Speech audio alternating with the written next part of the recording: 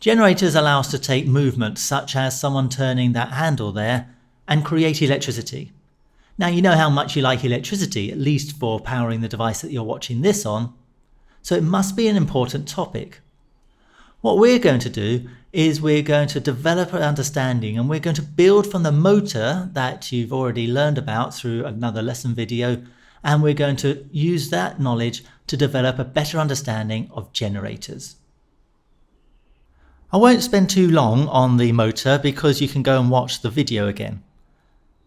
Here's the motor spinning though. Remember, the left-hand rule tells us the direction of the force. The electricity flows from the positive terminal of the cell through the brush onto the commutator and around the coil. It gets back to the other side of the split ring commutator and onto the brush, then returns to the cell. The split ring commutator is a special part as it ensures that the electricity always flows the same way around the motor within the magnetic field. This kept the direction of the thrust the same all the time. We've got a current, we've got a magnetic field, and that gives motion. Now, imagine taking that battery away. Obviously, the whole thing would stop. Let's replace it with a voltmeter. And see, I've added a handle too. Now, let's turn the handle and make the coil turn. What is going to happen? We've got a field, we've got thrust, so we're going to get a current.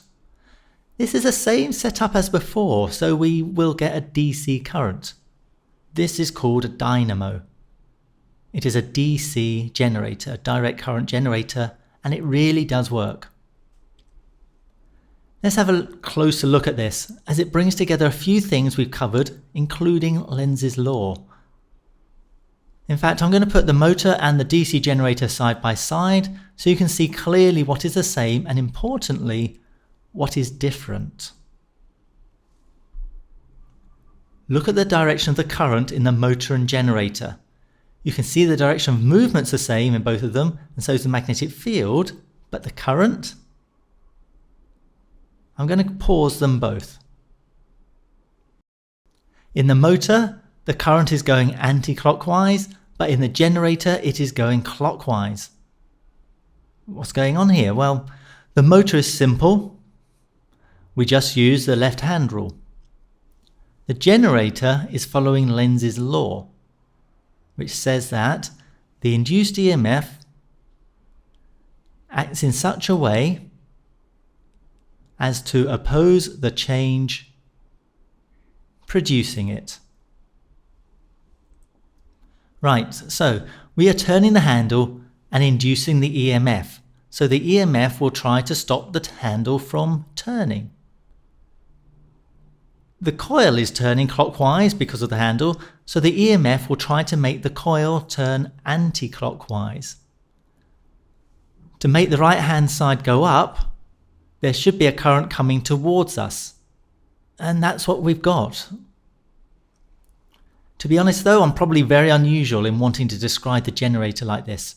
What I've done is worked out which direction the current should be in to supply the force Lenz's law predicts.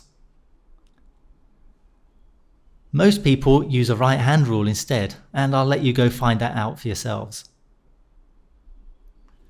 Another thing, by the way, if I turn the handle faster, the EMF will need to be bigger to oppose it, so current will increase too.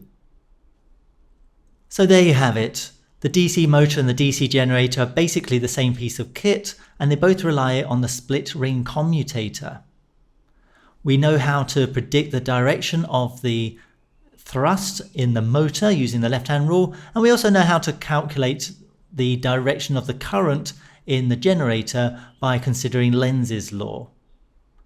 We know that the speed of rotation and the strength of the current and the strength of the magnetic field and the size of the voltage that will be created, all those things are related, so you should be able to connect those together if you're asked how to. We still need to get into more detail about the generator, but we're going to do that in the next lesson video where I start to explain about the AC generator.